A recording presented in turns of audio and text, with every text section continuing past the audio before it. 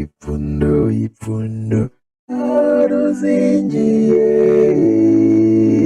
Ipfundo, ipfundo, aruzingiye. À vous, maître. Philippe Meillac, je suis l'avocat d'un certain nombre de Rwandais, notamment dans la présidente, la veuve du président Habyarimana, dans le cadre des différentes procédures.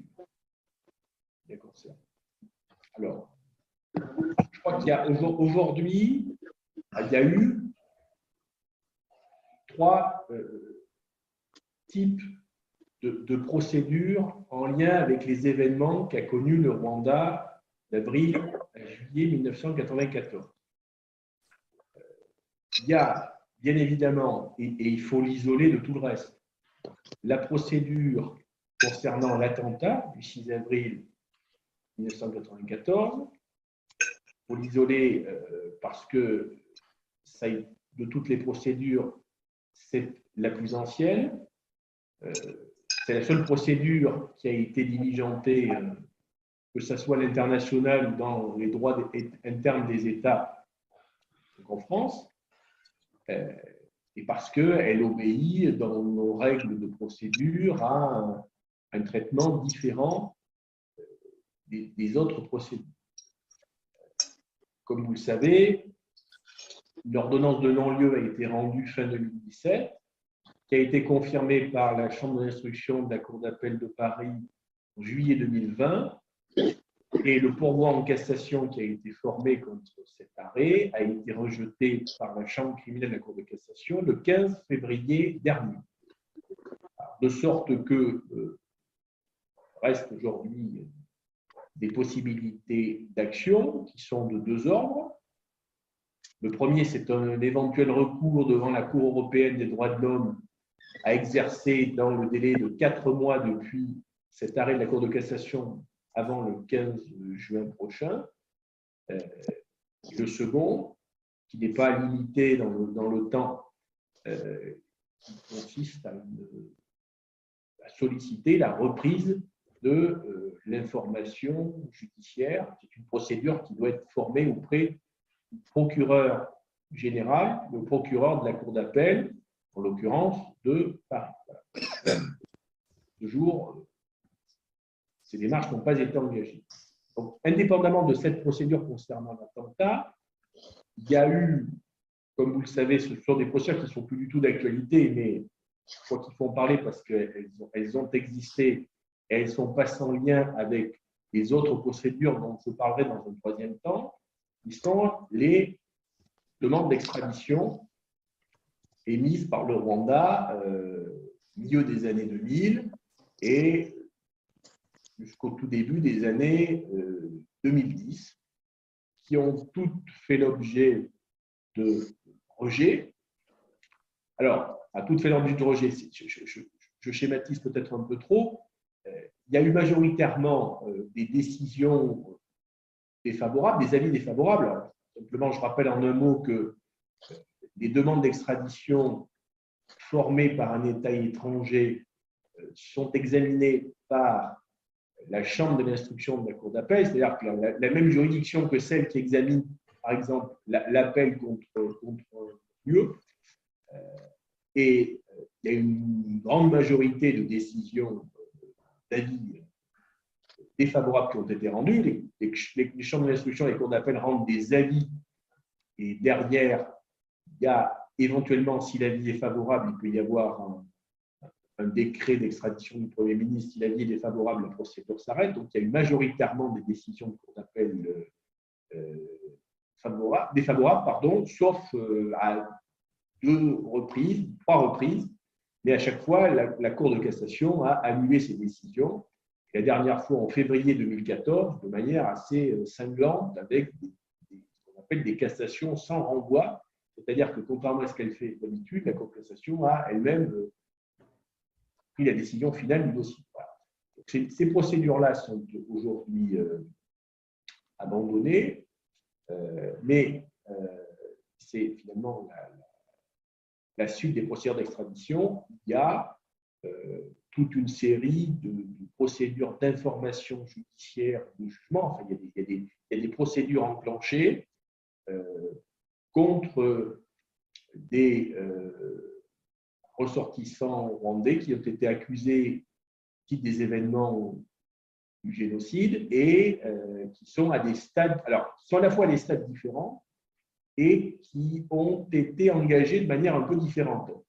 Pendant longtemps, jusqu'il y a 2 ans, 3 ans, toutes ces procédures avaient pour origine des plaintes déposées par le collectif des parties civiles pour le Rwanda, CPCR, et souvent ces plaintes étaient, je dirais, déposées soit concomitamment, soit postérieurement, mais peu de temps après des demandes d'extradition et des décisions défavorables rendues en matière d'extradition. Ouais. Attends.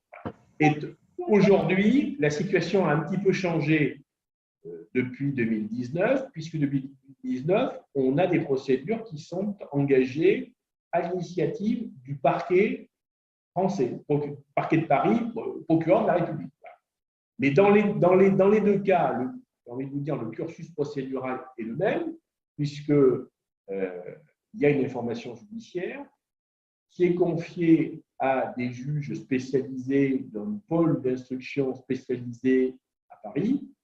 Et ensuite, à l'issue de l'instruction, il y a une décision qui est prise par ces juges, qui peut éventuellement faire l'objet d'un appel devant la chambre de l'instruction. On retrouve la même juridiction que celle qui était appelée à juger en matière d'extradition.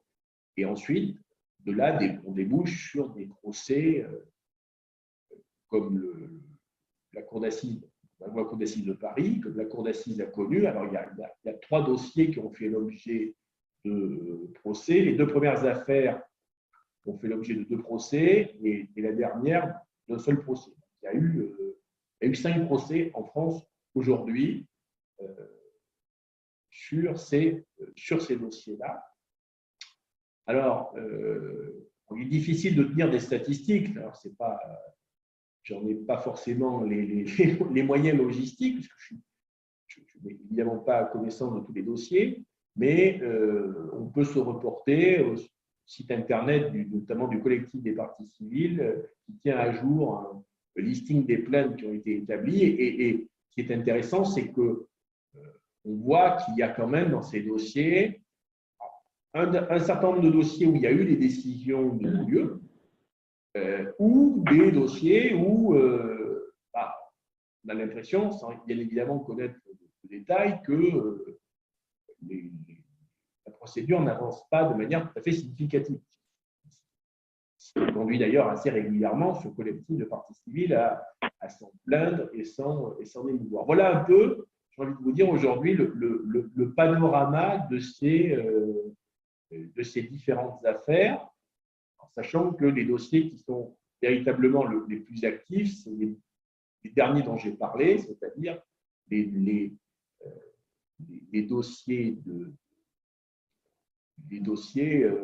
qui ont été engagés par le collectif des parties civiles ou par le parquet pour génocide, crime contre l'humanité, complicité des crimes, au nom de la compétence universelle. Parce que, bien évidemment, ce qui permet à la France de juger aujourd'hui, c'est d'avoir dans son ordonnancement judiciaire le principe de la compétence universelle, que assez peu d'États ont.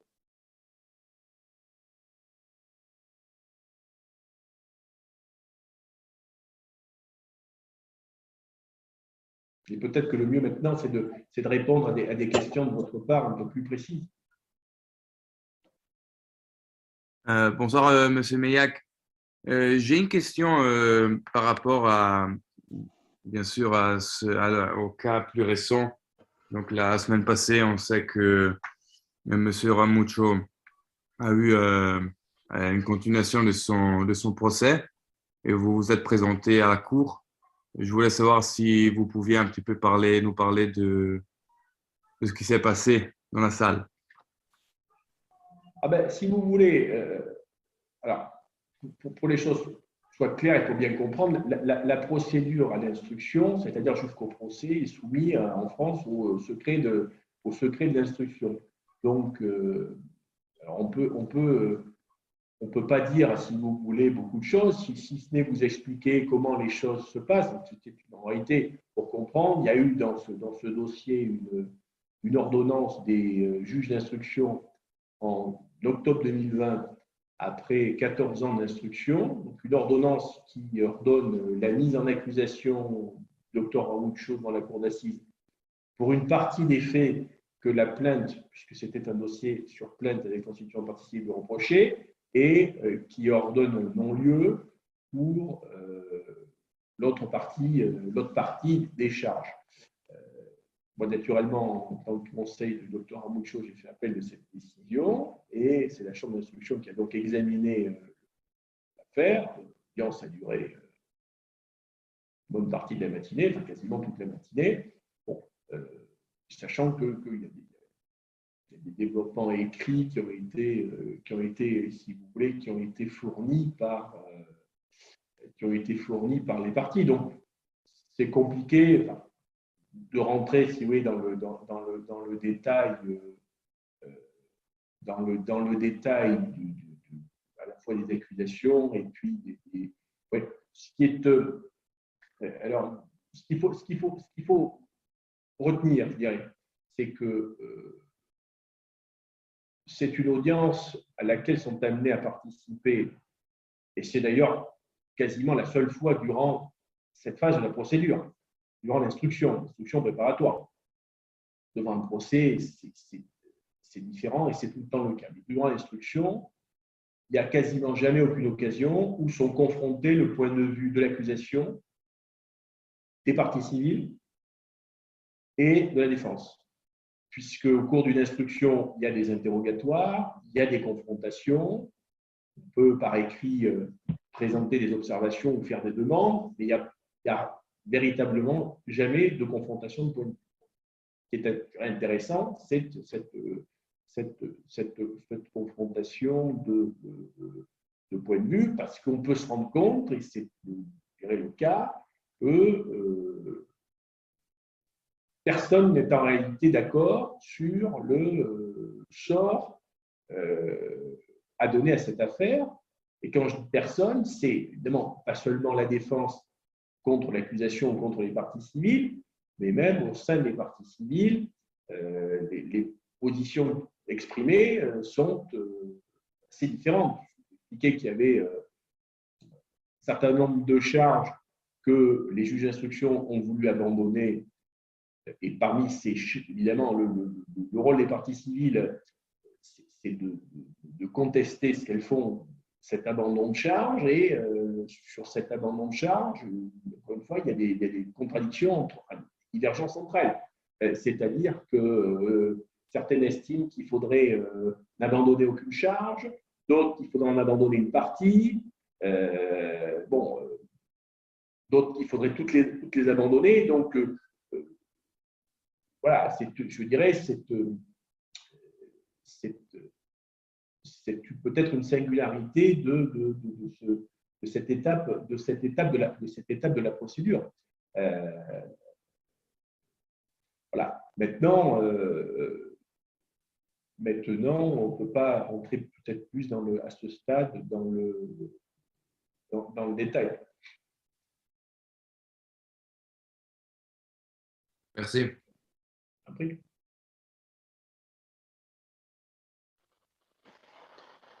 Alors, je peux poser une question, maître? Oui. Allô? Oui, je vous entends. Oui, c'est Gaspard Moussabjimana de Radio Inyindi à Bruxelles. Dernièrement, j'ai quand même assisté à quelque chose dont je voudrais avoir votre avis. On a assisté à un non-lieu dans le dossier de la descente de l'avion du président Habyarimana. Et en même temps, on a assisté aussi à une clôture du dossier de Mme Agathe. Est-ce qu'on peut dire qu'il y a une justice qui arrange les choses en France? Une seconde question, c'est Le fait que le Rwanda est en train de protéger ou de défendre les intérêts français, notamment au Mozambique, en allant défendre, en allant protéger les sites gaziers ou même en Centrafrique, est-ce qu'on peut également parler d'une justice qui est au bout de la politique? Merci. Écoutez, vous touchez effectivement un point à la fois sensible et quelque part incontournable dans l'ensemble, je dirais, des procédures dont nous parlons ce soir. Alors, il y a finalement, je dirais, il y a deux aspects. Il y a l'aspect politique, peut-être au sens diplomatique, c'est-à-dire que on connaît tous ici l'évolution sinueuse des relations depuis 15 ans entre la France et le Rwanda, peut-être plus que 15 ans d'ailleurs, et l'évolution qui a été fonction d'un certain nombre d'étapes de ces différentes procédures. Peut-être tout le monde a en tête naturellement le sujet de l'affaire de l'attentat, la rupture brutale en novembre 2006, des relations diplomatiques par Paul Kagame au lendemain de l'émission de mandat d'arrêt par le juge Bruguière, et puis peut-être d'autres événements. Alors, moi, je crois qu'il y a une réalité aujourd'hui, c'est que du côté rwandais, non, mais surtout du côté français, on ne s'est jamais trop caché de cette dimension politique ou diplomatique. Vous vous rappelez certainement que lorsqu'il était ministre des Affaires étrangères dans le gouvernement sous la présidence de M. Sarkozy, M. Bernard Kouchner, il ne s'est jamais, je dirais, caché d'essayer de faire tout ce qu'il avait dans sa possibilité pour qu'il y ait une reprise des relations diplomatiques, y compris en ayant une influence sur la procédure de l'attentat. Et plus récemment, et peut-être de manière moins éclatante et moins connue, au début de cette année, je l'ai sous les yeux à côté de moi, l'actuel ambassadeur de France au Rwanda, Antoine Onfray, a fait une interview où il explique qu'en réalité, ce processus de réconciliation entre la France et le Rwanda entre en différentes étapes et 4 étapes d'ailleurs plus récentes. Et il parle en particulier du rapport de la commission, Nucléaire. Donc, je vais vous dire, aujourd'hui, effectivement, il y a cette dimension politique et diplomatique qui est évidente, qui est, je trouve, assumée du côté français. Pour autant, ce n'est pas parce que ce fait est assumé que, effectivement, il n'en est pas choquant. Alors, pour bien comprendre les choses,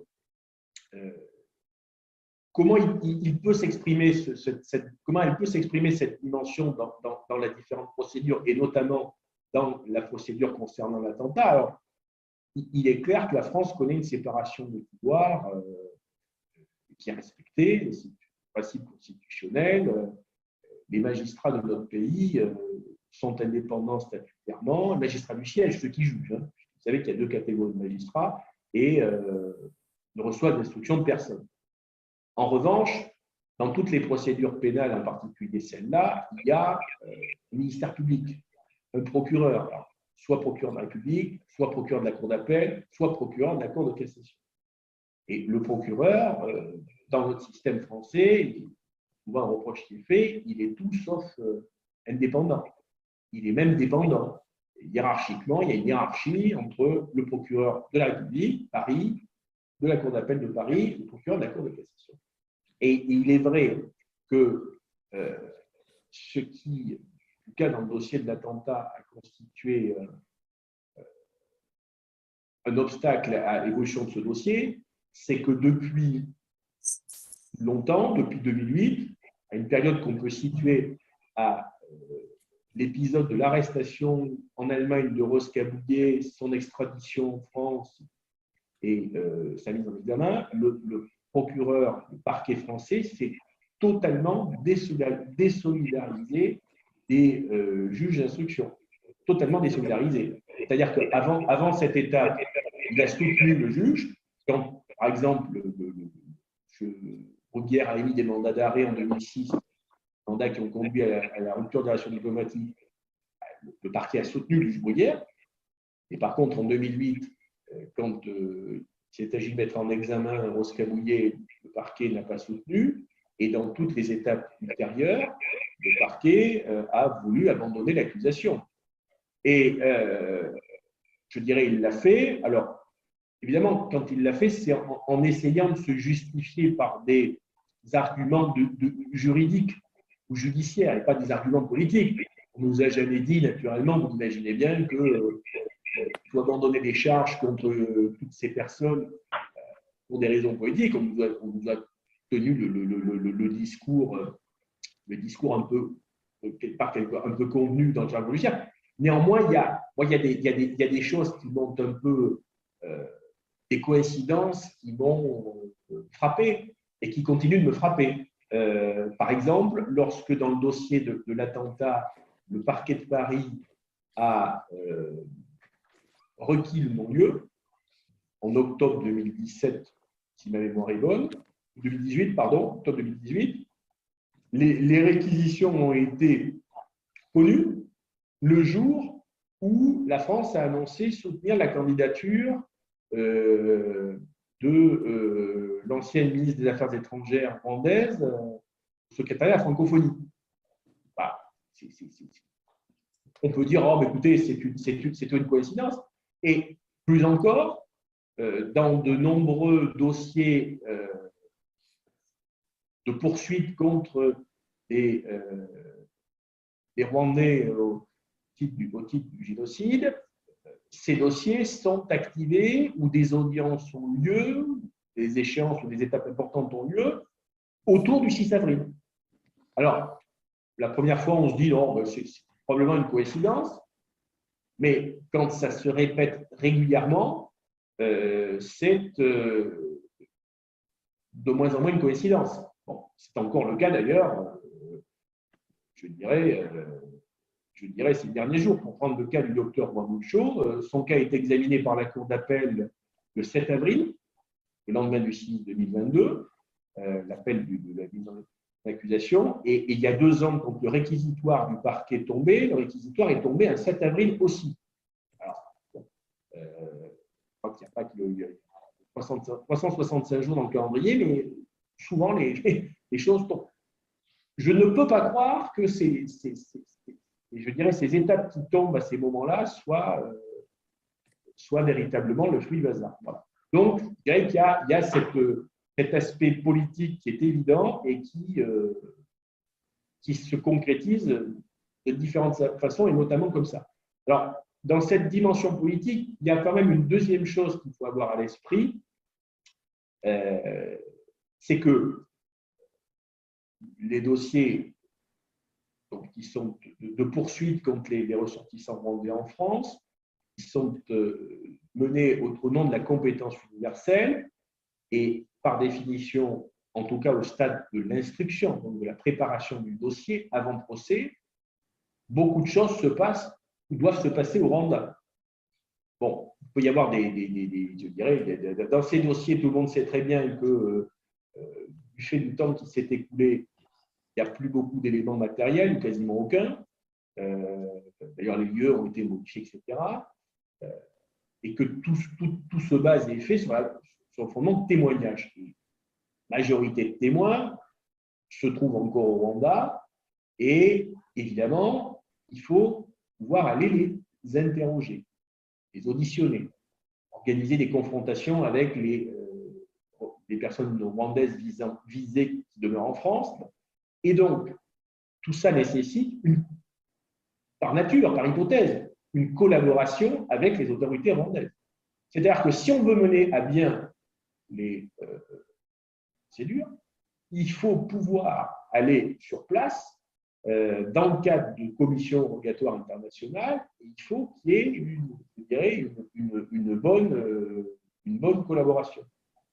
Alors, ça ne veut pas dire épouser les idées du pays avec qui on collabore, mais par la force des choses, la France se trouve quand même aussi, quelque part, soumis au bon vouloir du Rwanda, c'est-à-dire qu'il pourrait y avoir des refus de commission rogatoire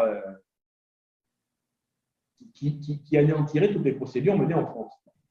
Et d'ailleurs, je ne sais pas si vous vous rappelez, mais il y a eu, il y a quelques années, à l'époque où, évidemment, à l'époque où déjà les relations diplomatiques ont été rompues, tous les dossiers ouverts contre des Rwandais pour génocide ont été gelés, puisque, par définition, les enquêteurs français, les juges, ne pouvaient plus aller au Rwanda faire la commission rogatoire.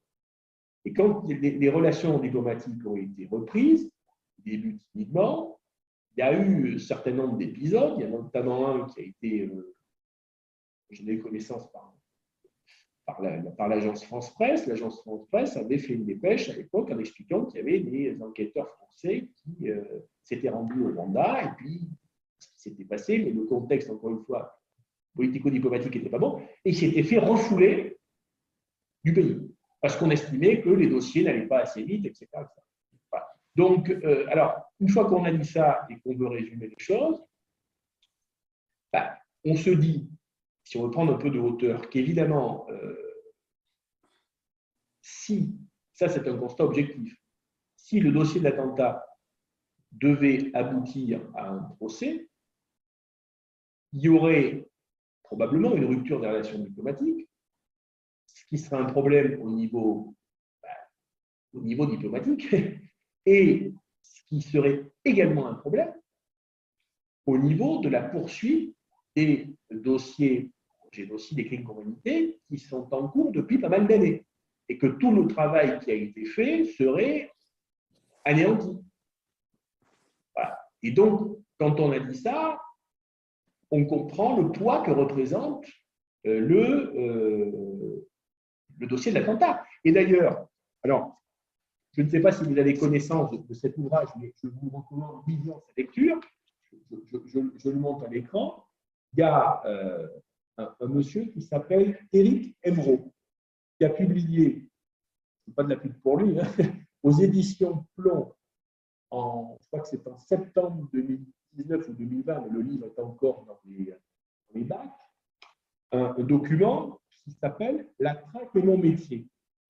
Ce monsieur Emeraud, c'est un colonel de gendarmerie, c'était le chef du service de l'Office central génocide crime contre l'humanité, chargé de traiter tous les dossiers. Il explique, alors, on ne sait pas trop quand on lit son livre si les personnages sont réels ou emprunts. Enfin, il semblerait que c'est un récit un peu romancé, nuancé, et que en fait, les personnes qui sont citées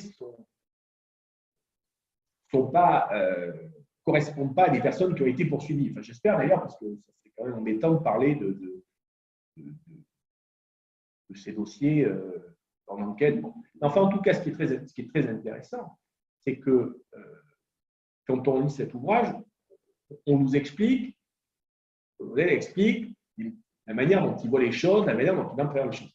Et il y a tout un passage en particulier sur cette dimension politique. Et il y a tout un passage sur le dossier de l'attentat où il explique, lui, chef quand même du service Office central, que il a été, le service attendait avec impatience la position du procureur à la fin de l'instruction, des réquisitions non lues en clair, et que c'était un élément assez important pour la suite du travail de cet office. Donc, c'est la matérialisation. C'est exactement ce que j'étais en train de vous expliquer. C'est-à-dire que dans cet ouvrage, colonel de gendarmerie, lui, il explique que, en réalité, le dossier de l'attentat, s'il n'avait pas été sacrifié, parce que c'est comme ça qu'on peut le dire, eh bien, les dossiers génocides, diligentés par l'Office central, en réalité, beaucoup n'auraient pas abouti.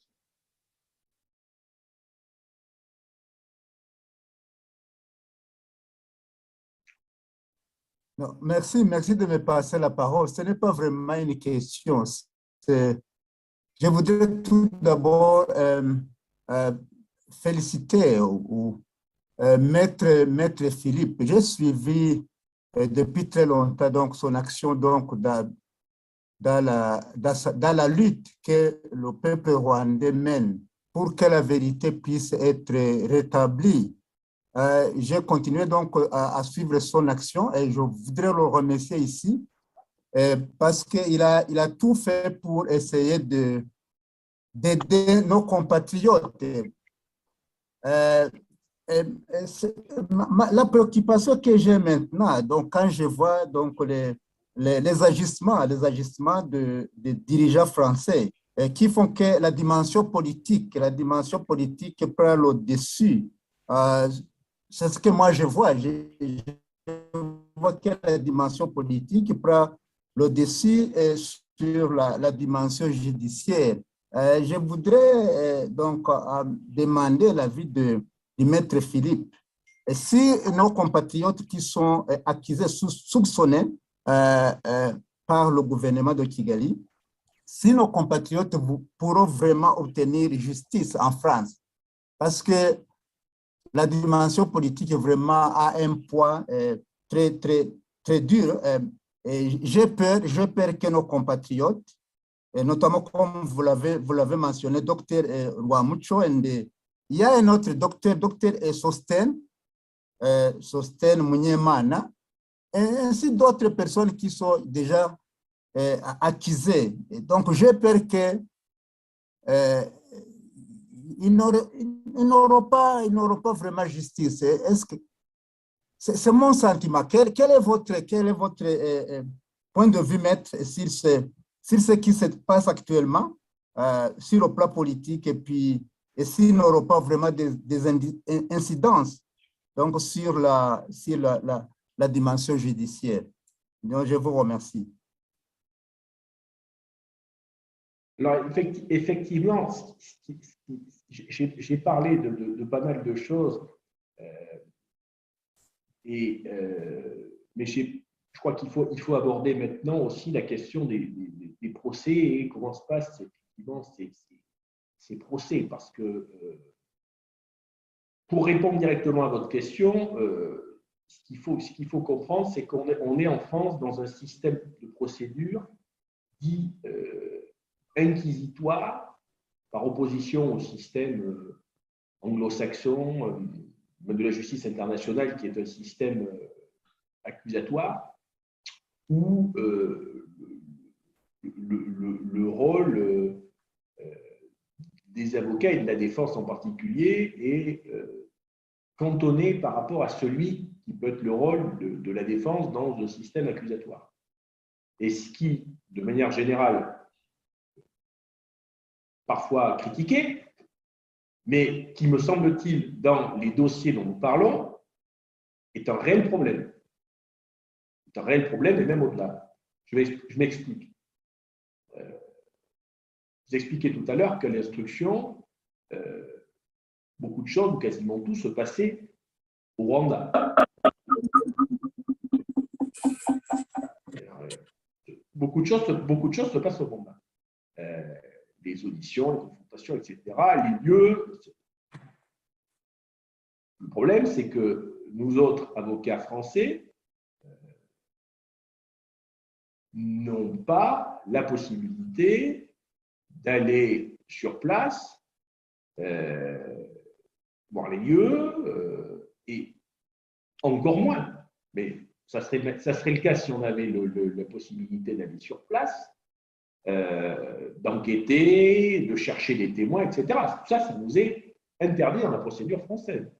Nous, tout ce qu'on a le droit de faire, c'est de lire le dossier que le juge prépare, de lui demander de faire un certain nombre de choses, d'aller là où il n'a pas été, d'auditionner des personnes qu'il n'a pas entendues, de confronter avec des gens qu'il n'a pas entendus, mais j'ai envie de vous dire, en cas de caricatural, qu'il faut lever son petit doigt, demander, monsieur le juge, madame le juge, il faut faire ci, il faut faire ça.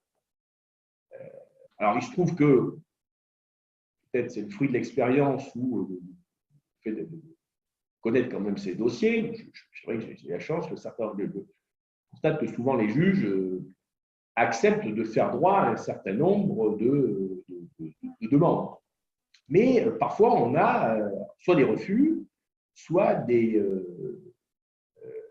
l'incapacité d'obtenir la justice, d'obtenir je dirais, un certain nombre de renseignements. Donc, il faut comprendre que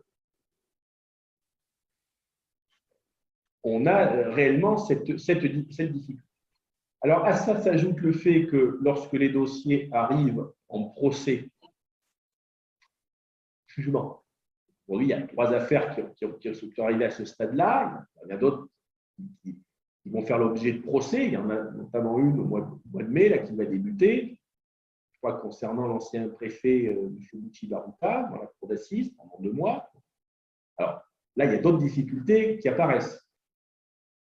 Notamment, il y a une chose, c'est que la cour qui juge, c'est une cour d'assises classique, c'est-à-dire, on appelle ordinaire dans notre jargon, c'est-à-dire composée à la fois de juges professionnels, 3, et de jurés non professionnels tirés au sort à partir des listes électorales. C'est très différent de ce qui se passe évidemment au tribunal international où on a affaire à des professionnels. Alors, vous me direz, il y a d'autres difficultés, j'entends, mais enfin, on a quand même affaire à des gens qui sont des professionnels de la justice et qui sont censés avoir étudié le contexte dont il s'agit. Et au niveau d'autres juridictions internes, notamment par exemple du Canada, je crois qu'il s'agit de juges professionnels et non de jurés non professionnels. Donc ça, vous l'imaginez bien, ça pose une difficulté parce que les dossiers sont jugés donc par cette cour, composée majoritairement de jurés qui, et on ne peut pas le reprocher, ne connaissent pas très bien à la base le sujet, ou assez peu, ceux qui le connaissent un peu. Et alors, c'est pour ça que dans ces procès, on a partie est consacrée avant d'entrer dans les faits qui sont reprochés. Une partie est consacrée importante au contexte. Mais le contexte, voilà, alors le contexte, donc chacun peut effectivement citer un certain nombre de témoins pour venir expliquer le contexte du Rwanda en avril 1994, le contexte de la région, etc., avec la possibilité de faire visionner les films, etc. Mais il est vrai que dans l'organisation des procès, on a aujourd'hui quand même un certain nombre de témoins qui ont une présentation du contexte qui est le contexte officiel tel qu'il est rapporté dans les médias français. Et donc, voyez finalement où je veux en venir, c'est-à-dire que dans ces procès, on a quand même une difficulté qui est aussi la difficulté de faire prendre en compte la réalité actuelle du pays. Alors, quand je vous dis contexte, on s'intéresse principalement au contexte de 1994 et beaucoup moins au contexte actuel.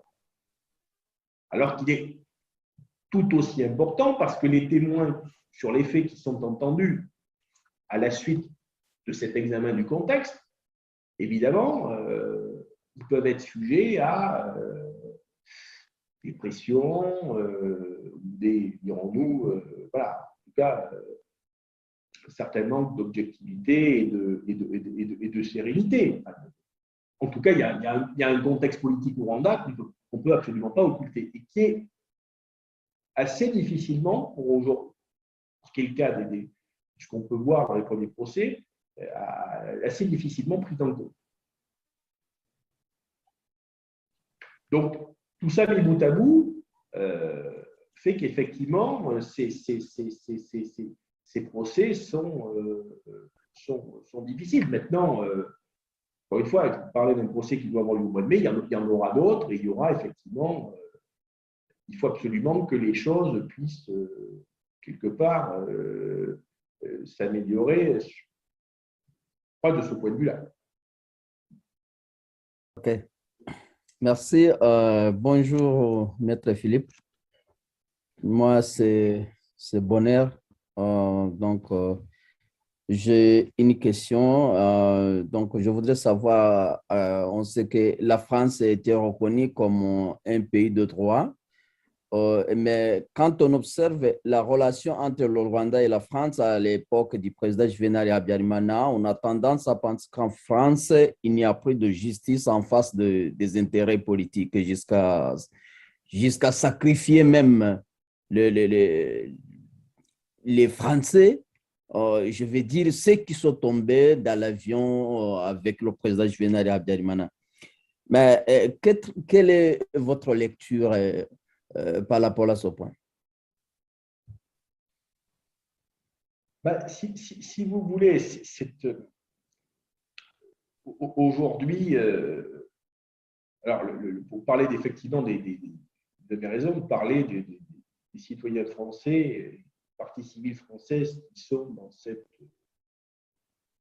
affaire de l'attentat, qu'on n'entend pas, qu'on a très peu entendu, et quelque part, ça aurait été sans doute bien aussi de les entendre, parce que l'affaire de l'attentat, ce n'est pas qu'une affaire franco-rwandaise, c'est une affaire aussi, je dirais, qui concerne des familles françaises.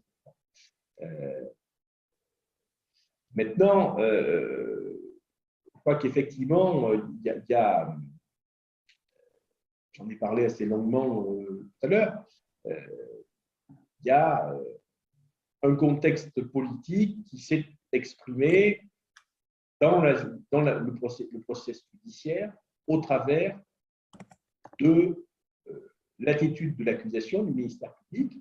Bon, il faut comprendre que dans un procès, le ministère public, l'accusation, le procureur, c'est une partie, et une partie importante. Bon. Et que quand on ne peut pas, si vous voulez, à l'issue d'une instruction, envisager d'organiser un procès si le procureur n'entend pas soutenir l'accusation. À la différence du système anglo-saxon accusatoire, ce n'est pas le procureur l'acte d'accusation du procureur qui saisit le tribunal, mais l'acte d'accusation, c'est le juge, la cour qui l'émettent, mais il faut bien avoir en tête qu'elles auront du mal à le lancer, à l'émettre, à saisir une cour, juger, s'il n'y a pas un procureur qui accuse. Et dans l'affaire de l'attentat, c'est précisément ce qui se passe. C'est-à-dire que depuis 2008, l'époque que j'ai située tout à l'heure, l'épisode d'arrestation en extradition de Bosca-Bouillet, le parquet a fait comprendre qu'il ne soutiendrait pas l'accusation. Bon. Et on peut imaginer, alors officiellement pour des raisons liées à ce qu'il manquerait d'éléments, etc., etc. Après, la réalité, c'est que dans le système judiciaire français, le parquet n'est pas indépendant, à la différence du juge. Donc l'impact du politique sur la procédure, on la trouve au travers, je pense, de l'attitude du ministère public, du procureur, qui prend soin depuis 15 ans de ne pas soutenir l'accusation, ce qui fait qu'au bout de l'instruction, au moment où il s'agit pour les juges de prendre une décision, il n'est pas envisageable pour eux d'organiser un procès, sachant que le procureur ne soutiendra pas l'accusation au procès. Donc, voilà comment, si vous voulez, les choses se passent. Alors, si on poursuit le raisonnement un peu plus loin, c'est problématique encore aujourd'hui, parce que on évoquait tout à l'heure, on me posait la question, à la suite du non-lieu, qu'est-ce qu'il est possible de faire? On parlait d'un recours en Cour européenne qui est très particulier, qui en réalité ne permet pas d'aboutir à la manifestation de la vérité, mais simplement éventuellement de sanctionner une décision d'un État, en l'occurrence français. La question qui pourrait se poser, c'est une reprise de l'instruction pour charge nouvelle. C'est-à-dire si, admettons, de nouveaux éléments sont révélés, de nouveaux témoignages apparaissent, il est possible de demander de reprendre le dossier à l'instruction. Mais voyez-vous, le problème qu'il y a, c'est que dans notre système, c'est au procureur qu'il faudrait demander de rouvrir l'instruction. Le procureur qui, comme je vous le disais à l'instant, depuis 15 ans, prend soin de ne pas soutenir l'accusation. Donc, autant vous dire que dans la configuration actuelle, il y a finalement très peu de chances, quasiment aucune, que le procureur accepte de rouvrir une instruction.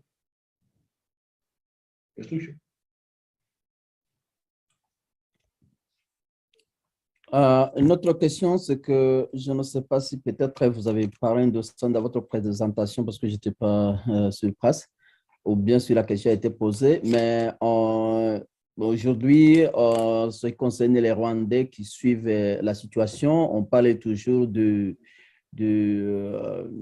non-liens. Le non-lien, aujourd'hui, on voudrait savoir exactement est-ce que l'affaire est terminée et close ou bien qu'est-ce qui se passe? Parce que le non-lien, en termes juridiques, nous, moi, personnellement, je ne suis pas je comprends. Yeah. Mais bon, donc, on veut savoir exactement, est-ce qu'il y a une autre possibilité que ce procès puisse être réouvert ou pas? Alors, c'est ce que j'étais en train d'expliquer finalement à l'instant, si vous voulez, c'est que, alors, le non-lieu, ça signifie quoi? Ça signifie qu'à un moment donné, au bout d'un certain nombre d'années, le juge dise, moi, j'ai fait tout ce que je pouvais faire, juge d'instruction, j'ai fait tout ce que je pouvais faire, j'arrête et on prend une décision. C'est ce qui s'est passé fin 2017. Le juge a dit, moi, j'arrête les études. Alors, c'est d'ailleurs intéressant de se remémorer pourquoi, le contexte dans lequel l'instruction s'est terminée. Donc, c'est ce qui s'est passé. Le juge a dit, moi, j'arrête. À partir de là, il a transmis le dossier au procureur qui a donné un avis. Comme vous pouvez l'imaginer, et pas forcément d'ailleurs pour des raisons liées au dossier en lui-même, mais parce que c'est pour des raisons autres, politiques, il y a eu effectivement une demande de non-lieu du procureur qui donne non-lieu que le juge d'instruction a suivi. Mais alors, il faut quand même se rappeler les circonstances dans lesquelles… Alors pour en venir, je termine pour répondre à votre question. Alors, ça veut dire que, voilà, c'est la position de la justice française de dire à un moment donné, il n'y a pas d'éléments suffisants pour un procès contre qui que ce soit. Parce que c'est pareil, on aurait pu imaginer, il y a, vous savez, aussi bien que moi, plusieurs personnes, 8 qui ont été mises en examen en 2008 et en 2010. Les 8 ont bénéficié d'un non-lieu.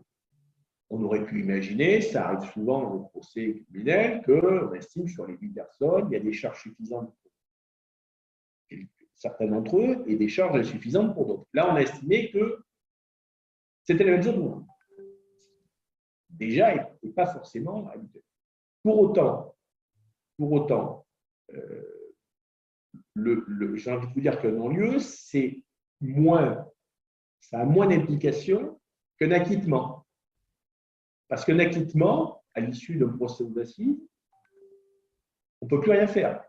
C'est-à-dire que si on est acquitté pour participation à l'attentat, même s'il y a de nouveaux témoignages qui apparaissent plus tard, il peut y en faire de nouveaux éléments.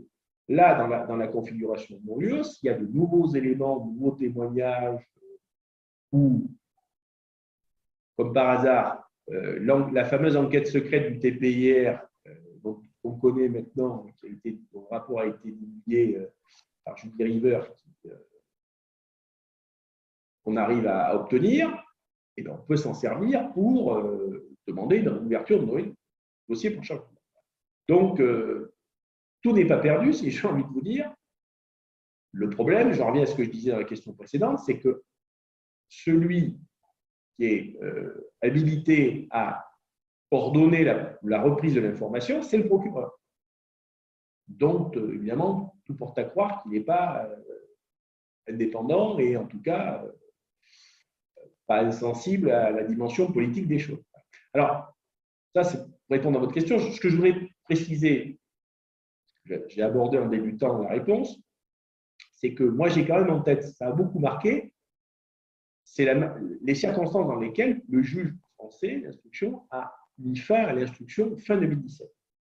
Il a rendu l'ordonnance fin 2018 et l'instruction s'est achevée fin 2017. La troisième fois qu'elle s'est achevée, parce qu'elle s'était achevée d'autres reprises avant.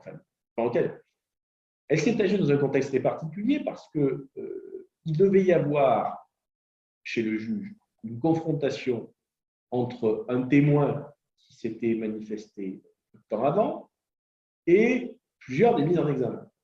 Bon, ce témoin avait été entendu quelques mois plus tôt, le juge avait trouvé tout à fait convaincant, et à notre demande, à la demande des parties civiles, il a organisé une confrontation.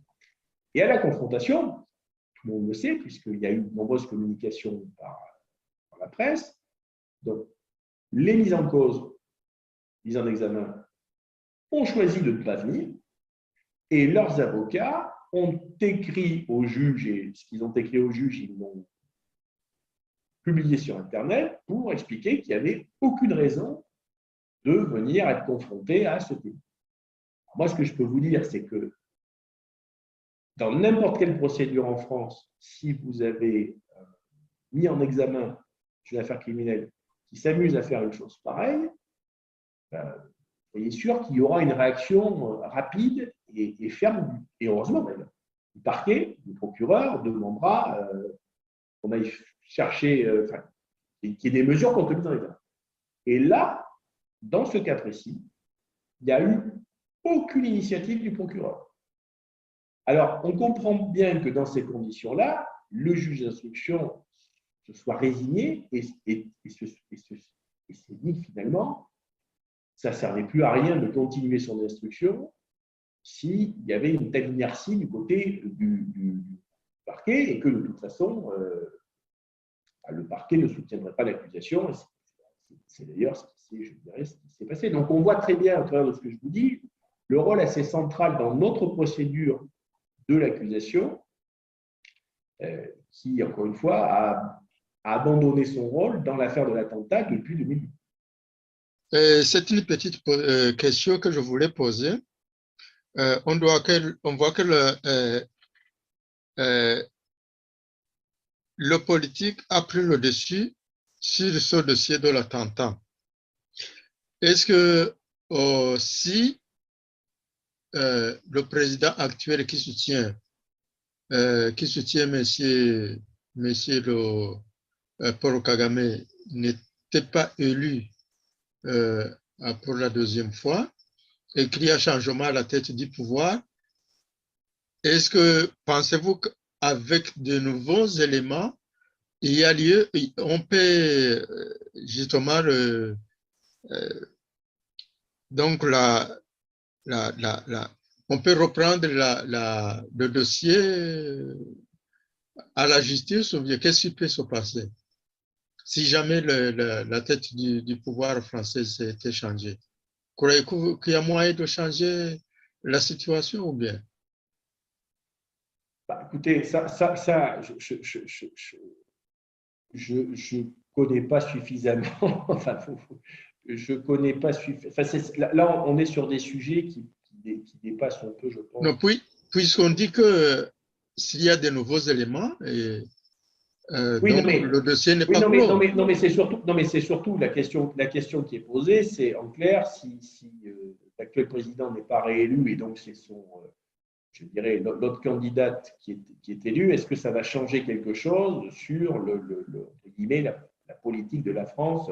Alors, bon, si on écoute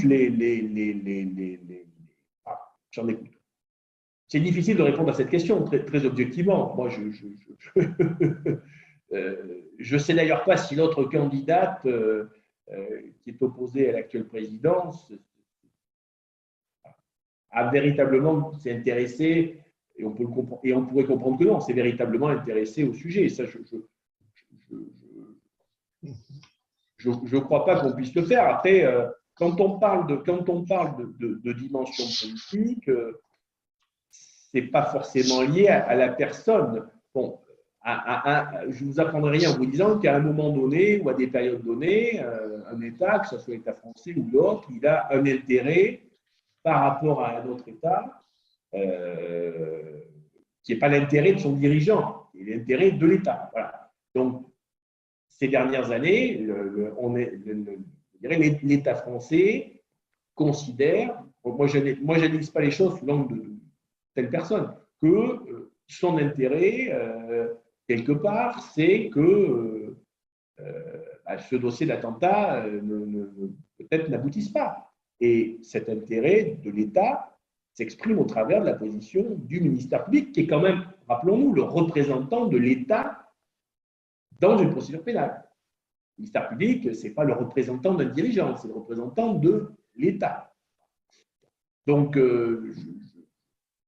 on peut imaginer que les choses pourraient changer, mais on ne peut pas exclure qu'elles ne changent pas forcément. En tout cas, moi, je n'ai pas vraiment de compétences pour faire des prédictions. Je peux reposer la question comme ça. Parce qu'il y a quelqu'un qui s'intéresse à ce que ce dossier n'aboutisse pas. C'est ce que je pense. Alors, il y a l'ONU, il y a la France, il y a le Rwanda, il y a l'opposition rwandaise qui veut que le dossier soit présenté à la justice tel qu'il est. Parce que personnellement, je suis persuadé que les éléments qui sont dans le dossier sont suffisamment, donc le dossier est suffisamment outillé pour être présenté devant la justice. Bon. Alors, voilà. On avance, c'est comme dans un champ, on va planter, on va d'abord cultiver le champ, et puis après, on va chercher la semence, et puis on va planter. Mais dans le dossier rwandais, dans ce dossier, c'est que les gens veulent aller planter dans un champ qui n'a pas été cultivé. Parce que le dossier de l'attentat, c'est la tête du dossier. C'est vraiment c'est cela qui a déclenché et les massacres et le génocide, pour moi. Il n'y a pas de doute. Alors, comment on avance dans tout ça, dans les préambules, sans que le dossier en soi n'avance pas? Qui a intérêt à ce que ce dossier n'aboutisse pas? Le Rwanda, je sais. Mais la France a perdu ses citoyens dans cet avion. Et l'ONU a l'avantage qu'il soit lavé dans ce dossier. Alors, pourquoi ce dossier vraiment je ne parviens pas à comprendre qui a intérêt à ce que ce dossier n'aboutisse pas réellement. Écoutez, alors, il y a quelque chose je dirais, de tout à fait, d'ailleurs, intéressant dans ce que vous dites, c'est que la première, tout à l'heure, je vous parlais des procès en France et du contexte qui est rappelé, un début de procès, notamment aux jurés, aux professionnels, qui ne connaissent pas forcément l'histoire du pays. Ce qui est vrai, ce qui est frappant, c'est qu'on explique à ces jurés que le point de départ des événements dramatiques que le mandat a connus entre avril et juillet 1994 Alors, on remonte au-delà, mais l'élément déclencheur, c'est l'attentat. Et on leur explique forcément qu'il y a une procédure qui est menée en France, mais qu'au final, il y a un non-lieu et qu'on n'est pas capable de déterminer qui a fait tout. Donc, imaginez quelque part, je mets à leur place, les vêtements dans lesquels ils doivent se trouver. On leur dit, écoutez, voilà, là, on vous demande de juger quelqu'un qui est accusé d'avoir participé à un titre ou à un autre génocide. Donc, le génocide a eu lieu dans telle période, il a été causé par tel événement. Et cet événement-là, on a ouvert une instruction, 20 ans d'instruction, et puis au final, on ne sait pas. Voilà. Ça, c'est quand même c'est quelque chose qui est… Il y a quelque chose qui m'intrigue avec l'institution ONU.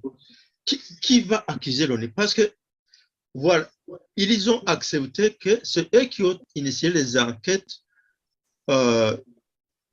sur cet attentat selon la résolution 955 que le génocide a eu lieu entre le 1er janvier 1994 jusqu'au 31 décembre 1994.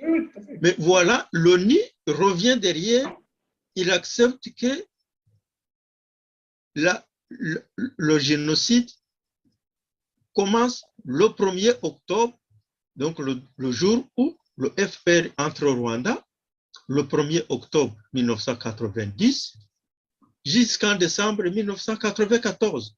Et c'est la même institution qui accepte deux thèses de faits plutôt. Mais vous savez, oui, mais alors, il y a une chose qui est très importante, c'est que, alors, parmi les acteurs du tribunal international, il y a notamment l'ancienne procureure, Madame Delbonté, qui a écrit un ouvrage qui s'exprime de temps à autre.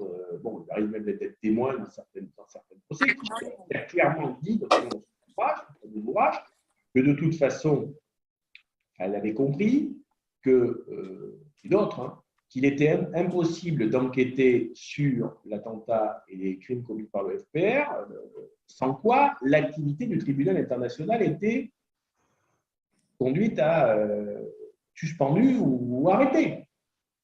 Bon, quelque part, ce que je disais tout à l'heure, en France, ce n'est pas dit de la même façon, mais on peut considérer que c'est implicite, ou en tout cas, on arrive un peu à la même situation. C'est-à-dire qu'il est évident que si le dossier de l'attentat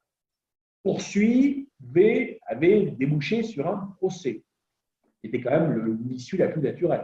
Une affaire de cette nature, avec autant de personnes en examen, c'est quand même rare qu'il n'y ait pas un autre. Maintenant,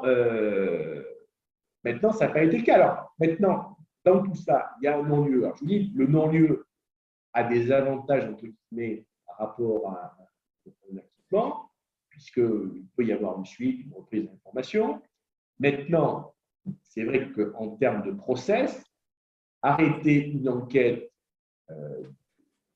comme ça, sans procès public, je trouve que ça a quelque chose d'extrêmement choquant, surtout pour les parties civiles, celles que je représente et les autres. C'est-à-dire que, un peu la moindre des choses, là actuellement en France, il y a le procès des attentats du 13 novembre qui dure depuis quasiment 6 mois, prévu pour durer 8 ou 10 mois. Il y a d'autres procès de cette nature. Bon, un événement comme l'attentat du 14, je pense qu'il nécessite plus qu'une audience de quelques heures devant la cour d'appel, la chambre d'instruction, la cour d'appel de Paris.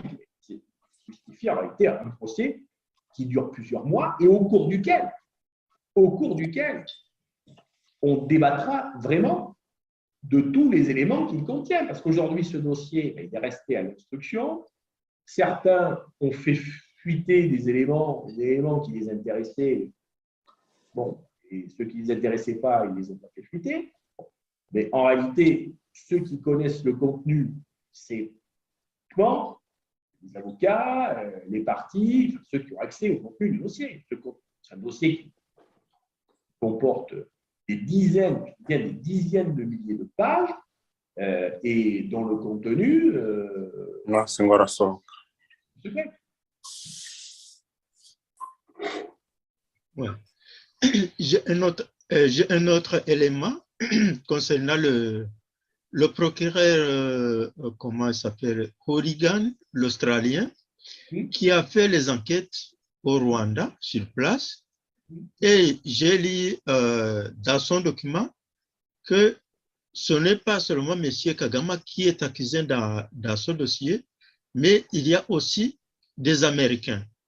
Est-ce que les noms des Américains auraient fait peur aux Français pour ne pas présenter le dossier devant la justice? Moi, je ne sais pas. Non, mais il est évident que c'est une question. Quand je dis que, effectivement, on peut penser qu'il n'y ait pas intérêt à ce qu'il y ait un procès, alors, comme vous l'imaginez, ce dossier comporte, je le disais à l'instant, d'innombrables informations. Il y a des dizaines de milliers de pages, des informations, on va dire de toute nature. Enfin, il y a des informations qui sont de contexte, etc. On peut estimer que peut-être aussi, il n'y a pas que l'État rwandais qui n'a pas intérêt à ce qu'il y ait un procès. pour parler très clairement, on peut imaginer que d'autres grands États, comme celui que vous venez de citer, estiment que il n'y a pas de procès à dire. D'ailleurs, je renvoie à l'ouvrage de Mme Del Ponte. Mme Del Ponte, elle parle d'un certain nombre d'autorités américaines qui lui ont mis un peu des bâtons dans les roues. Voilà. Donc oui, on comprend bien que il n'y a pas que le Rwanda et éventuellement par voie de conséquence la France qui ne veuille pas ou ne veut pas intérêt à ce qui est son procès. Ce qu'il y a de certain, c'est que c'est vrai que on a du mal à imaginer, à comprendre pourquoi un événement de cette nature ne puisse pas donner lieu à un procès.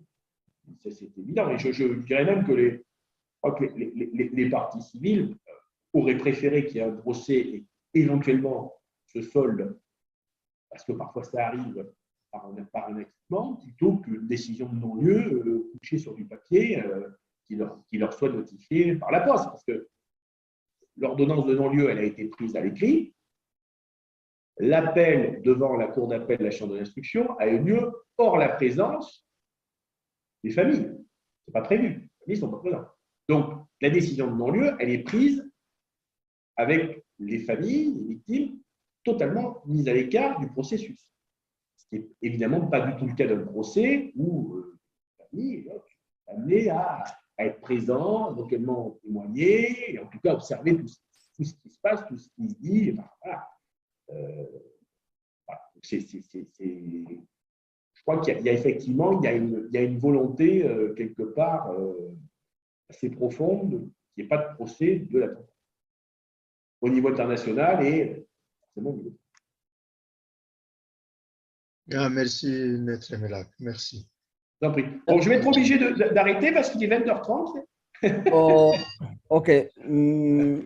Maître, j'avais, s'il vous plaît, je voudrais tout simplement avoir votre commentaire par rapport au rapport de Vincent Duclerc qui accuse la France des responsabilités lourdes et accablantes. Et ce que vous pensez des propos de l'actuel ambassadeur de France au Rwanda qui a dit que la France, la Belgique et le Zaïre ont facilité ou autorisé les massacres et les génocides.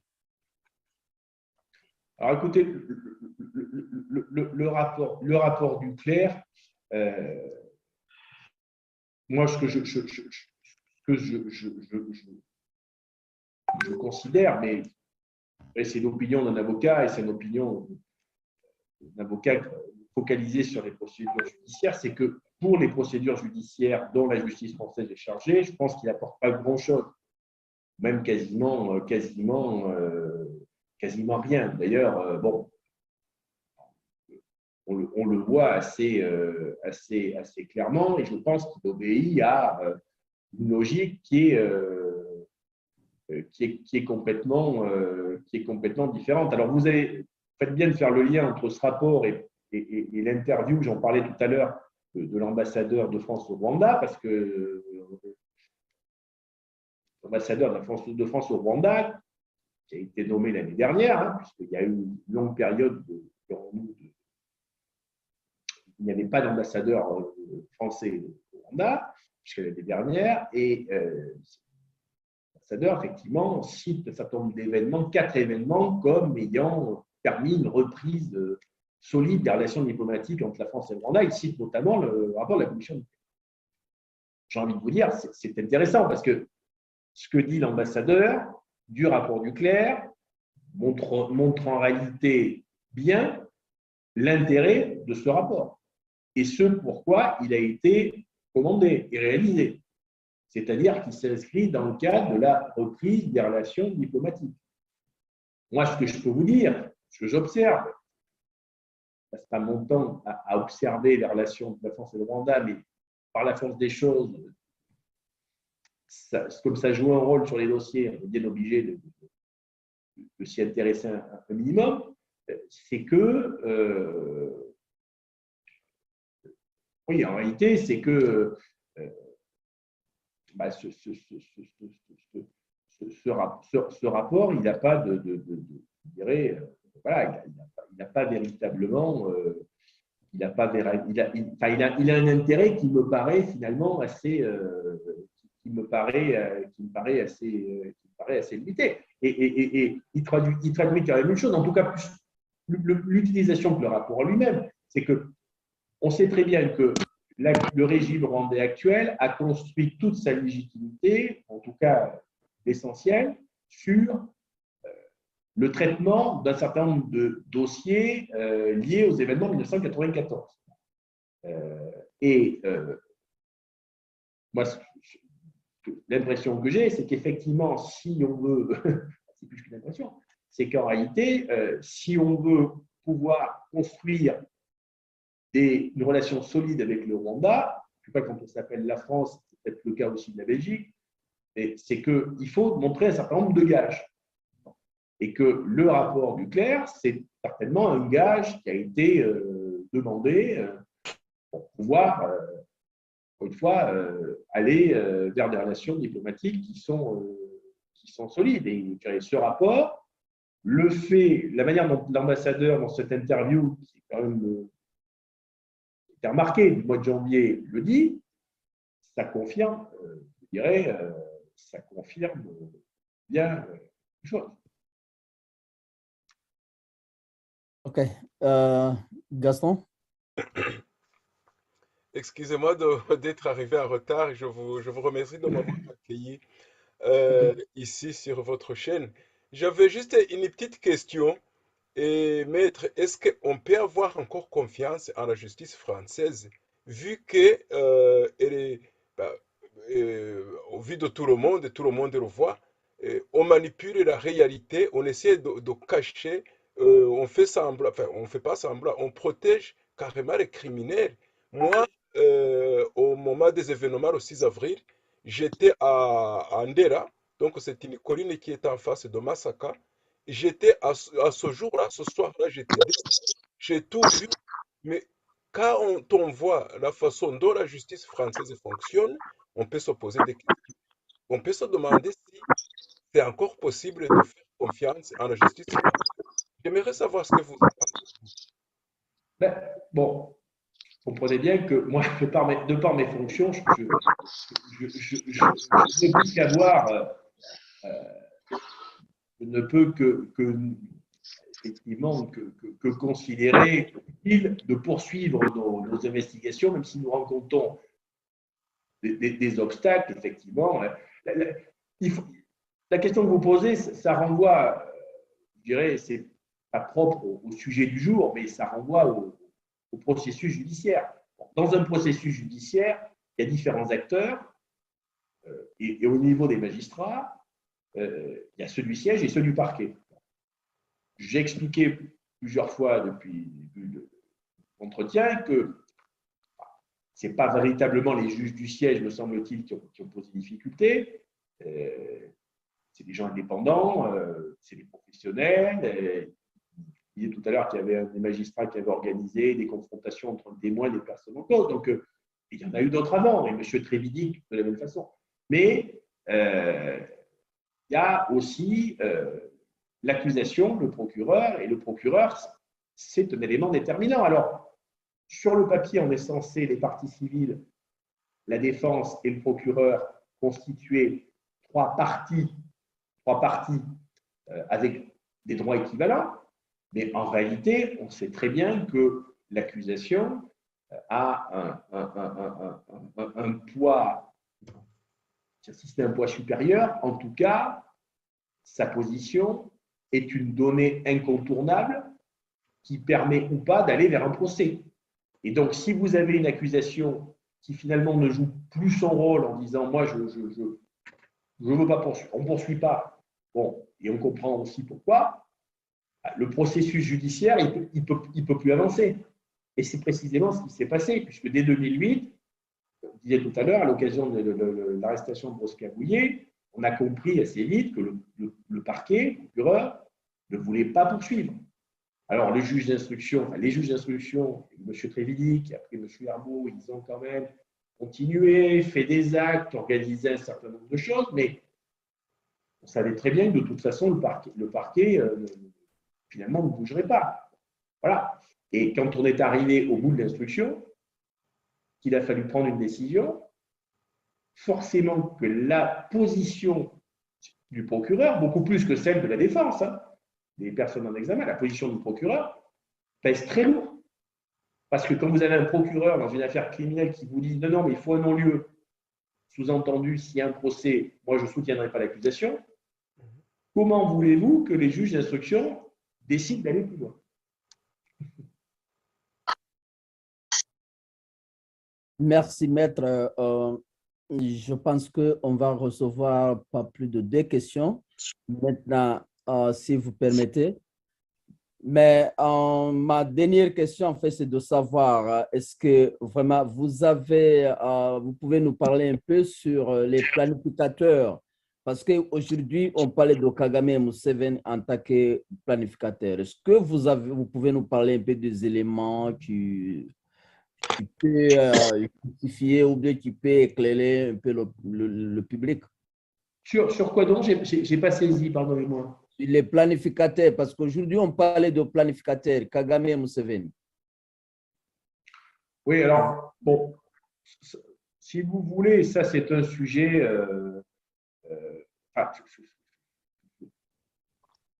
moi je n'ai pas la prétention, même si je suis, comment vous dire, le nez dans les dossiers liés au Rwanda, l'attentat et autres depuis un certain nombre d'années, d'écrire l'histoire ou plutôt de réécrire l'histoire. Ce que j'ai plutôt envie de vous dire, c'est que dans ces événements malheureux, le problème, mais ce n'est pas un cas isolé, c'est qu'on a voulu écrire l'histoire à chaud. Avant que les procès soient menés, aboutissent. Bon.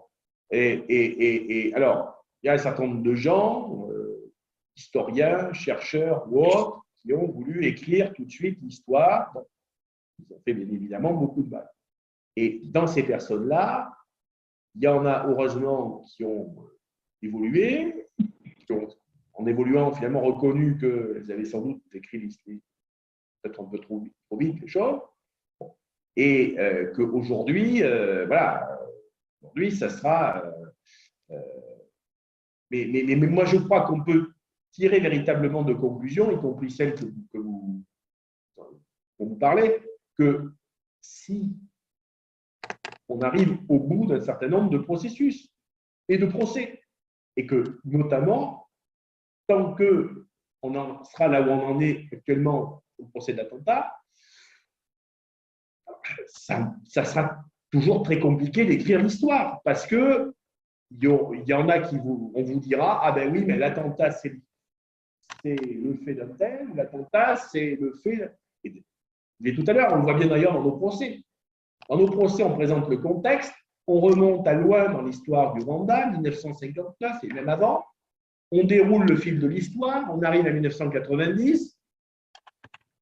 Et puis, avant d'aborder les périodes d'avril à juillet, arrive le 6 avril, et là, bon, alors, le 6 avril, alors c'est une certitude, l'avion du président a été abattu alors qu'il est rentré de Dar es Salaam, mais on ne sait pas partout. Donc, moi, je crois que ça sera ma conclusion, c'est que, effectivement, le dossier de l'attentat, il est déterminant, je dirais, parce que c'est censé qu'un événement pareil ne fasse pas l'objet d'un procès, mais c'est surtout que je ne vois pas comment on peut écrire l'histoire sans controverse majeure si cet événement n'est pas judiciairement éclairci. Merci, Maître Philippe. Je ne sais pas, comme je disais, que si vous permettez… C'est comme, juste une comparaison, c'est comme si, bon, toute proportion gardée, on écrivait la guerre de 14-18 sans savoir qui a assassiné François Ferdinand en 1914. C'est à peu près de ce niveau-là. Alors, je rappelle aux téléspectateurs que c'est… Il y a quelqu'un qui… Je rappelle aux téléspectateurs qu'en fait, cette émission va passer sur la radio Inyingi, la Ipfundo TV, ici Nijuru et Bonheur TV. Je ne sais pas s'il y a d'autres peut-être qui pourront… des journalistes qui sont là. Maintenant, je ne sais pas, est-ce que vous permettez, Maître Philippe, pour qu'on puisse prendre au moins deux questions? Écoutez, oui, rapidement, parce qu'il est déjà 20h45. OK, Gaston. Merci beaucoup, maître. Juste une dernière question. Et c'est juste pour avoir votre point de vue. Comment ça se fait que cette justice française ne prend pas la peine d'écouter ceux à qui on prête ce génocide sans qu'il y ait une enquête indépendante? Parce que jusqu'à maintenant, je ne crois pas qu'il y ait une enquête indépendante. Parce que ce que juge Bruguière avait fait, on a jeté dans la poubelle, on a juste voulu mettre en place un juge qui était pour le pouvoir de Kigali. Comment ça se fait que cette justice française n'approche pas les Hutus, pour dire les choses, et qui étaient opposés à FPR pour exactement pouvoir savoir ce qui s'est passé, et que jusqu'à maintenant, on pointe toujours du doigt les mêmes. Est-ce qu'un jour, ils auront, selon votre expérience, ils prendront la peine de se dire, ben, il faudrait peut-être qu'on écoute l'autre partie, ou bien c'est fini pour Dobo, on va blanchir M. Kagame et continuer à l'entretenir jusqu'à l'éternité. Je ne sais pas ce que vous en pensez. Moi, ce que je veux vous dire surtout, c'est que, bon, encore une fois, et c'est un peu le problème, c'est que on a depuis l'affaire de l'attentat, elle a fait l'objet de 20 ans d'instruction, de 1998 à 2018. Bon. Il y a eu 3 juges d'instruction qui se sont succédés. Ils étaient 2 à chaque fois, mais il y a à chaque fois 3 qui ont véritablement dirigé le dossier. On a, en fonction des éléments de ce dossier qui ont filtré, on a attribué à ces juges des positions qui n'étaient pas forcément la leur. Je vous donne un exemple. Quand le juge Trévidic a ordonné une expertise qui l'a conduit à se rendre au Rwanda, on a parlé des conclusions du juge Bruguière, d'autorité Kigali en premier lieu d'ailleurs.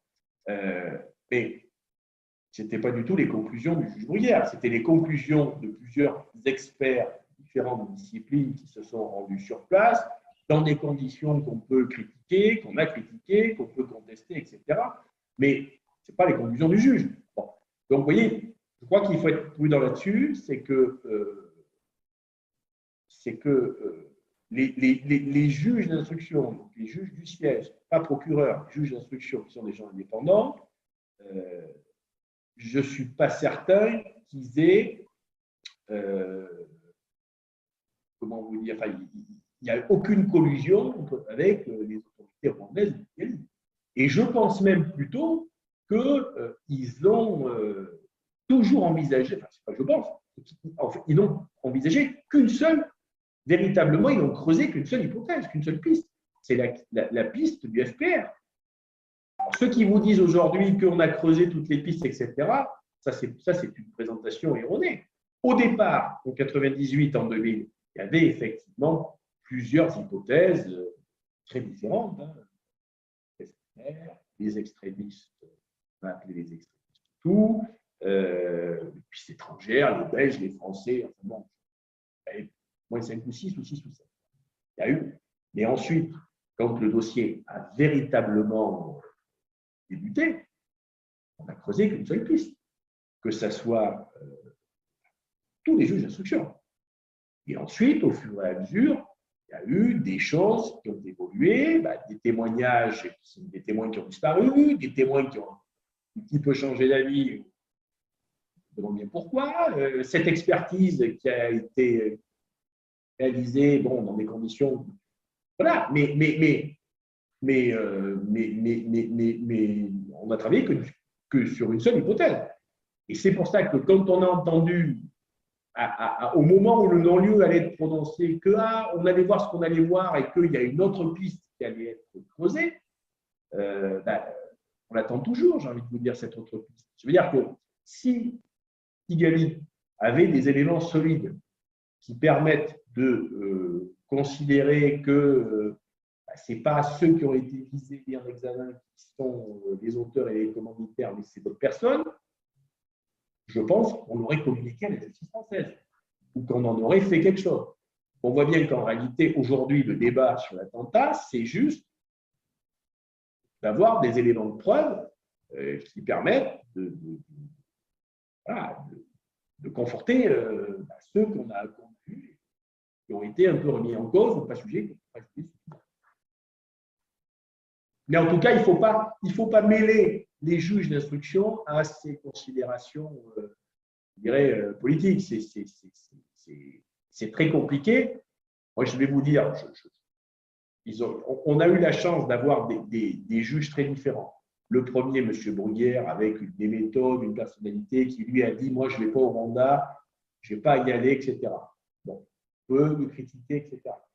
On a eu ensuite M. Tréville, qui lui est assez opposé quelque part, en disant moi, voilà, je vais sur place, je fais une expertise. Et on en a eu encore un troisième.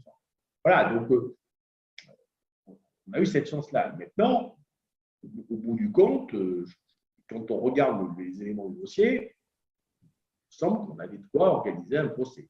Donc, tout à l'heure, le problème incontournable, c'est que l'accusation ne veut pas accuser. Quand l'accusation ne veut pas accuser, c'est compliqué d'organiser un procès. Bonheur, je peux poser une petite question? Allez, la toute dernière. Ah oui. Est-ce qu'on peut, c'est vraiment la conclusion de cette rencontre? Je pense que c'est la justice des vaincus, malgré la présence de l'ONU, malgré la présence de la France. C'est le Rwanda, c'est la justice des vaincus. Vous voyez, parce que toute l'histoire, c'est génocidaire et génocidé. Génocidaire et les saints, les moutons et les loups. Donc, cet attentat, ça appartient aux loups, on le met de côté. Donc, toute l'histoire, c'est l'histoire des Noirs, on le met de côté, il n'y a pas aucune considération. C'est ce qu'on observe actuellement. Vous ne pensez pas? Oui, si, mais sans aller jusqu'à. Moi, je le traduirais peut-être autrement, mais ça revient au même. C'est que je vous disais tout à l'heure que ce qui est assez frappant, c'est qu'on a voulu écrire l'histoire tout de suite, après les événements à chaud. Je vous disais, il y a des historiens, des chercheurs, etc., qui vous ont dit tout de suite, voilà. Bon, on imagine bien que si on a fait ça, c'est parce que finalement, sous l'influence, dirons-nous, des vainqueurs, il a fallu faire comme ça. Et que c'est pas quelque chose qui est propre au Rwanda, attention, hein. C'est quelque chose qui est assez. Je dirais qu'il y a eu cette réponse et cet positionnement sans nuance. Sans nuance. Alors, moi, ce que je dis, ce que je pense, c'est que il faut justement être dans la nuance et que tout est question de nuance et que dans un processus judiciaire, justement, tout est question de nuance. Voilà. Et que la nuance, elle est difficile à obtenir.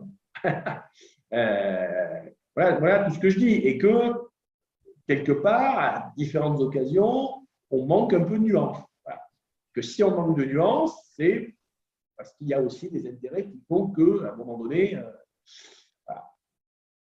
la nuance peut gêner. Voilà comment je dirais, je traduirais les choses, mais je pense que finalement, c'est la même idée.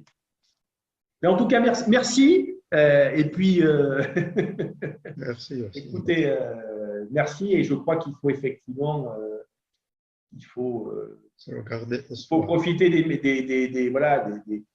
de la nouvelle technologie pour essayer de pouvoir débattre et prendre un peu de hauteur sur les sujets, plutôt que de rester dans quelque part trop terre à terre. C'est vrai sur le sujet du jour, mais comme tous les sujets. Merci beaucoup. Merci. Bonne soirée. Merci bien, Maître Philippe. Merci à tous les participants de cette émission. Malheureusement, il y a eu certains qui ont eu des difficultés pour se connecter et puis ils sont venus un peu en retard, mais on pense que rien n'est perdu. Donc, à très prochainement, peut-être vous aurez le temps encore de nous accorder cette chance pour qu'on puisse quand même savoir davantage. Ça marche. Allez, bonne soirée, messieurs. Au revoir. Merci, au revoir. Ipundo, ipundo, ipundo, ipundo,